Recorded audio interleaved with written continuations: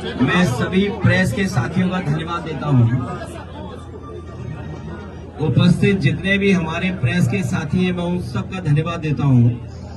साथ ही साथ हमारे बहुत बड़ी संख्या में समाजवादी साथी हैं जो इस घर में भी हैं और बाहर में देख रहा हूं बड़ी संख्या में जनता और समाजवादी साथी दिखाई दे रहे हैं। हमें दुख है इस बात का कि ब्रजेश राठौर की जान चली गई और लापरवाही की वजह से जान चली गई। जहां सरकार को न्याय देना चाहिए था, संवेदना प्रकट करनी चाहिए थी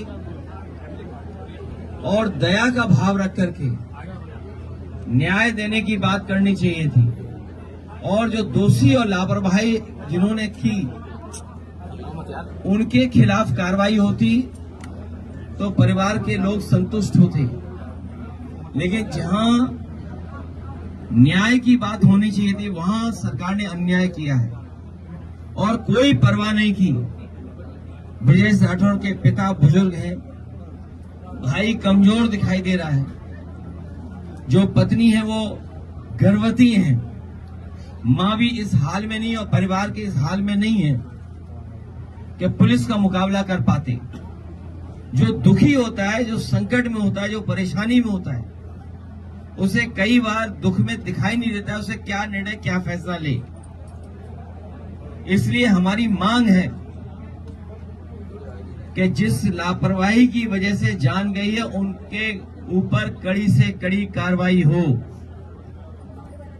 दोषी अधिकारियों के खिलाफ कार्रवाई हो। इस परिवार के ऊपर जो झूठे मुकदमे लगे हैं वो वापस हों। परिवार के साथ साथ सरकार ने दबाव बनाने के लिए, अधिकारियों ने दबाव बनाने के लिए अज्ञात में तमाम लोगों के नाम रखे हुए हैं और अज्ञात इसलिए रखे हुए हैं जिससे किसी को भी परेशान कर सके और वसूल सके, पैसा वसूल लें और अन्याय कर सकें। ये दुखी परिवार है, गरीब है।